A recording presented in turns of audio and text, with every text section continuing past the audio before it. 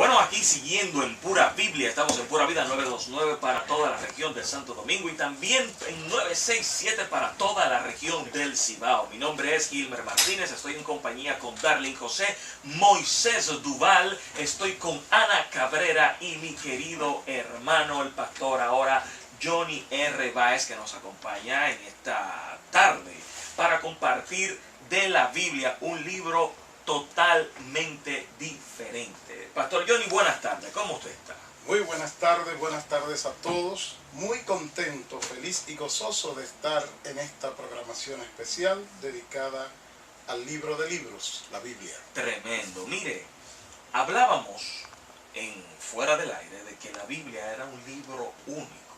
Entonces, a mí me surgió una pregunta partiendo de que hay varias religiones en el mundo. Por ejemplo, el islamismo, que tiene el Corán. Está el budismo, que tiene el libro de Tipitaka. Está también el hinduismo, que tiene el libro de los Vedas. Y está la religión sintoísta, que está en Japón y tiene también su libro. Creo que se llama el Kojiki, algo así. Nunca he estado muy cerca de ahí. Pero de todos estos libros, de todas estas religiones, ¿qué hace que la Biblia sea un libro único? Una pregunta verdaderamente importante. Vale decir que quien habla tiene una relación especial con la Biblia. Yo antes de venir a Cristo estudiaba con los comunistas y una de mis locura era negar la Biblia, negar la veracidad de la Biblia. ¿Usted era comunista, pastor? Yo era comunista de muy joven. Fui entrenado para eso y en mi conversión, mi primer poema se lo escribí a la Biblia. Yo fui convencido por el argumento bíblico.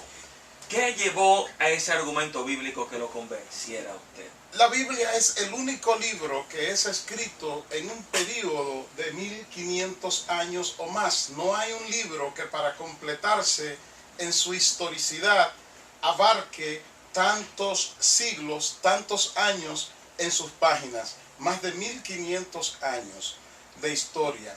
La Biblia es el único libro que es escrito por diferentes escritores que no se conocían, que no convivieron, que no tenían las mismas culturas necesariamente, ni el mismo conocimiento intelectual. Sin embargo, la Biblia mantiene su hilaridad. Es un libro, le hemos llamado en teología la unicidad de la Biblia, porque desde Génesis hasta Apocalipsis habla prácticamente con una unicidad, una hilaridad. Tú lees en Génesis y dice: en el principio creó Dios los cielos y la tierra. Termina Apocalipsis, escrito por Juan, que no conoció a Moisés, que no era contemporáneo, pero el Espíritu le muestra y dice que vio un cielo nuevo y una tierra nueva. Entonces es un libro único, pero la Biblia es único en el contenido. Cuando tú lees los libros de otras religiones, dice el profeta Mahoma dijo, el profeta tal dijo, Dios le mostró al profeta tal, pero la Biblia es el único libro que dice Jehová dijo, Jehová dijo, Jehová habló, Él habló. Otra cosa que hace a la Biblia única es que la Biblia no esconde los fracasos, ni los pecados, ni la desgracia del pueblo de Dios. Siendo el pueblo que Dios estuvo con él y que ha estado, pues de todas maneras ese pueblo ha tenido fracaso, ha tenido situaciones y Dios no lo ha escondido, lo ha dejado revelado en la Biblia. Los otros libros tapan, esconden, minimizan los fracasos de sus supuestos escritores o de sus supuestos líderes. Esas son algunas de las cositas. Pastor, ¿qué ha hecho que la Biblia trascienda en el tiempo?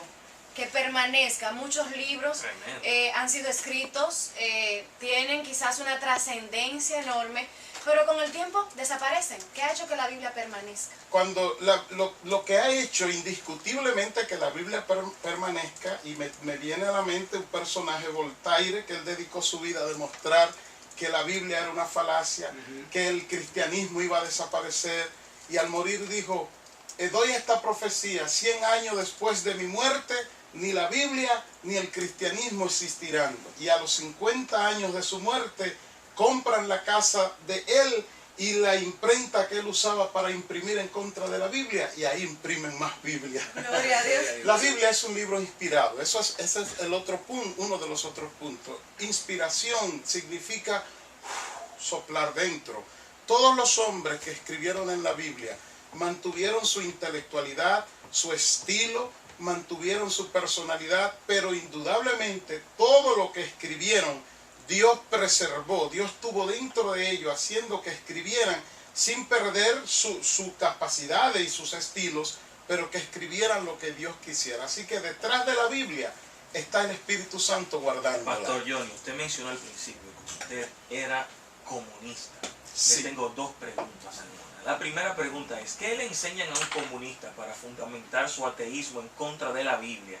O sea, ¿qué alude el ateo comunista que la Biblia no puede ser el libro o que no tiene una coherencia para yo creer en ella?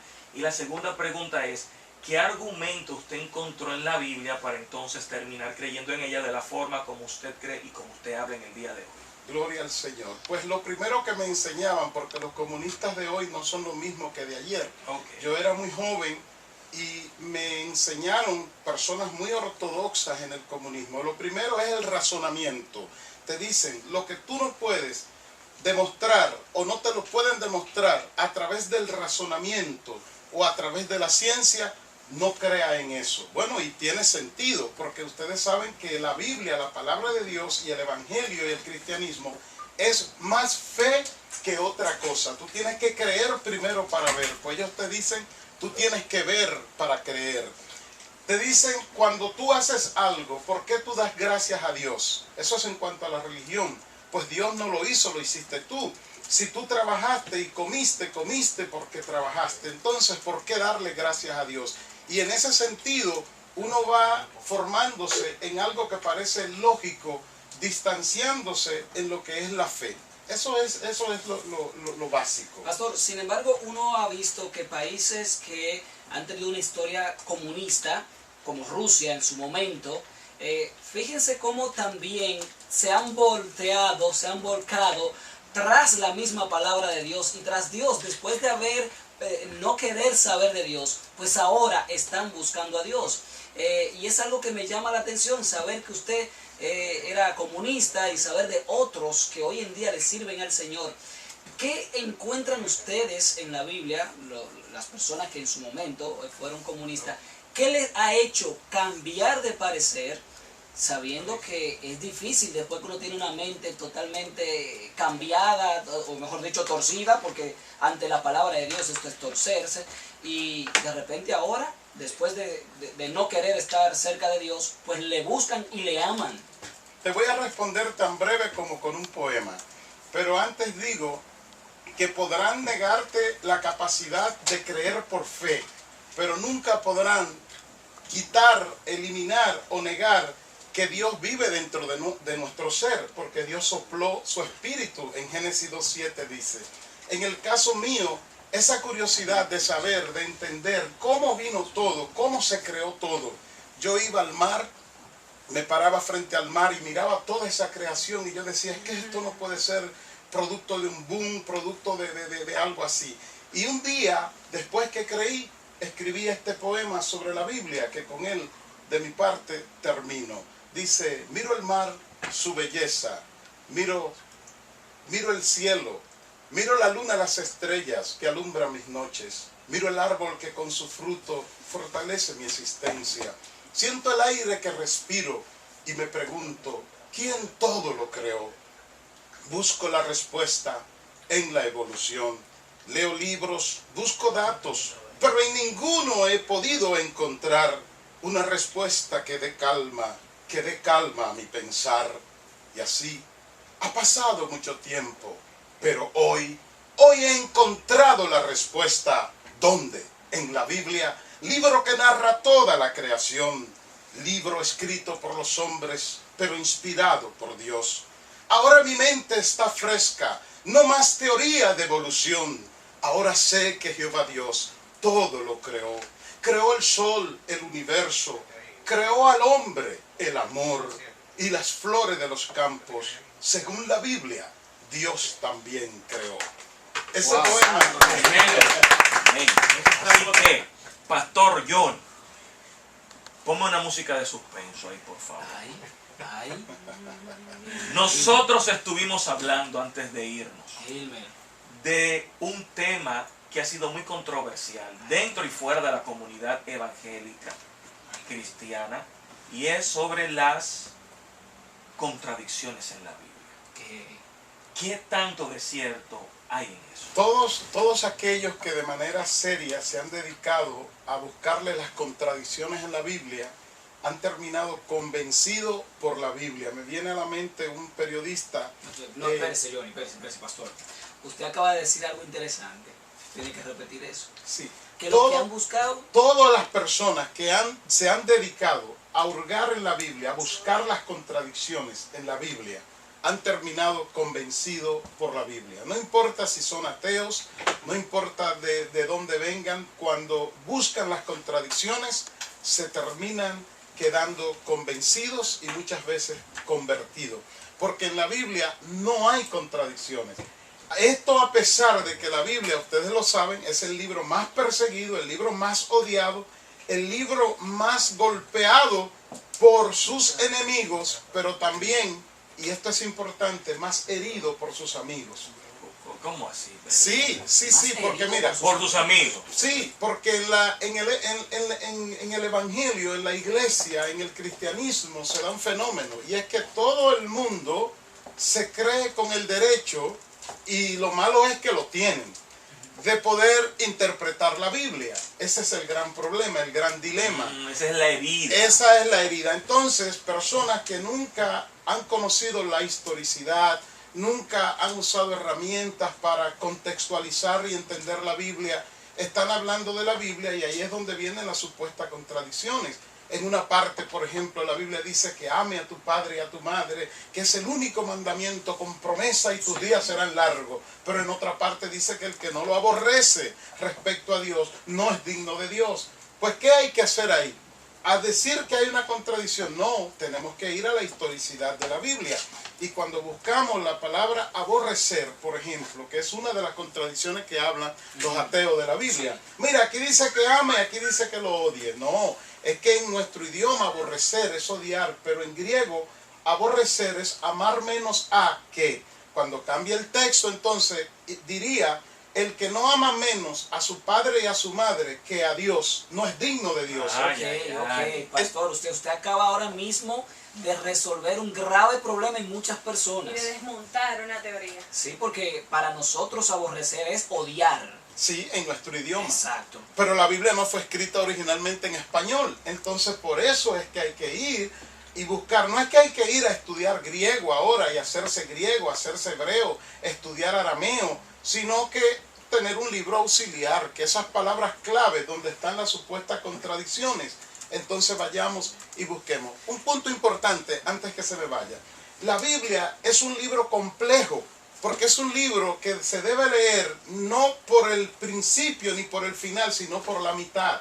Cuando usted, la mitad en el sentido de que en vez de empezar a leer la Biblia en el Antiguo Testamento, se debería leer en el Nuevo Testamento. ¿Cómo así? Sí, ¿Cómo así? el que lee la Biblia en el Antiguo Testamento, siendo nuevo convertido, se descarría o se enfría. Eso es verdad. Porque no entienden, porque el Dios del Antiguo Testamento parece ser un Dios totalmente distinto al del Nuevo Testamento. ¿Y a qué se debe esa diferencia que se podría notar? Porque sencillamente Dios lo que hace es que levanta un pueblo, levanta una nación y comienza a trabajar en esa nación para de ahí levantar al Salvador. Entonces, en los hebreos no eran fáciles, era un pueblo belicoso, era un pueblo místico, a veces imitaban lo malo. Y Dios tenía que obrar de otra manera. Tú te encuentras en el Antiguo Testamento que Dios le dice a un rey: entra a ese pueblo, mata a todo el mundo, hombres, mujeres, niños, animales, todo el mundo. Pero ¿y por qué Dios va a hacer eso? Bueno, porque en su presencia Él ve que ese pueblo invade a su pueblo y lo cautiva. Y Él le está diciendo: destruyan a todo el mundo. Eso parece como ilógico, pero es porque lo comparamos con el Nuevo Testamento. Así que cuando estudiamos la Biblia en el Nuevo Testamento, encontramos la gracia, el amor de Dios derramado, entonces comenzamos a ver que esas supuestas contradicciones no existen. Tremendo. Pastor Johnny Báez, nosotros queremos aquí en nombre de Pura Vida y en nombre de esta jornada de 5 horas, este maratón que se llama Pura Biblia, darle las gracias por su presencia con nosotros en este lugar. Un último consejo nos gustaría que le diera. ¿Por dónde usted recomienda al cristiano nuevo convertido que comience a leer la Biblia? Indiscutiblemente por el libro de Marcos. Por el libro de Marcos. Es el primer libro que se escribe del Nuevo Testamento. Marcos usó una herramienta que ninguno de los otros escritores usaron, y fue la siguiente. Él escribió lo que oyó de Pedro, pero él también fue a un lugar donde los romanos depositaban todos los dichos y hechos de Jesús. A Jesús le tenían personas al lado, y todo lo que Jesús hacía lo escribían y lo guardaban en un lugar, porque Jesús lo consideraba un político. Para los romanos era un político. Claro. Entonces Marcos después fue y cotejó toda esa historia que escuchó, aunque no anduvo con Jesús, fue y buscó, y por eso es uno de los evangelios más cortos, pero más precisos. ¿Me permiten dar mi texto favorito? Dele, adelante. Está en el Salmo 119. Muchos lo leen y no lo entienden. Hoy lo van a entender.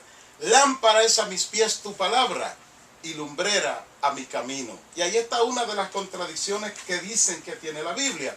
En nuestro idioma ese texto no causa mucho furor, pero cuando nos vamos a la historicidad del mismo, los hebreos caminaban por caminos estrechos y oscuros, no había energía eléctrica. Muchas veces se despeñaban, se caían por un risco, se golpeaban y morían desangrados. También en los caminos, alrededor del camino en las noches, las víboras posaban, y cuando una persona caminaba lo mordían y la persona morían ahí. ¿Qué hicieron los hebreos? Inventaron unas lámparas de aceite que se amarraban en los pies cuando tenían que caminar por caminos ya famosos, como que eran caminos con muchas piedras, muchas víboras. Entonces esa lámpara le alumbraba el camino para no tropezar y espantaba a las víboras. ¿Qué quiere decir este texto que el salmista nos trae y que es mi favorito? Que cuando caminamos en la palabra y por la palabra no vamos a tropezar, pero también la víbora, antiguamente llamada serpiente antigua, Satanás, será espantada de nuevo. Tremendo. Un aplauso muy Santo fuerte, mis queridos hermanos. Excelente. Gracias, Pastor Johnny Báez. Y nosotros seguimos aquí y usted quédese en Pura Biblia en este maratón.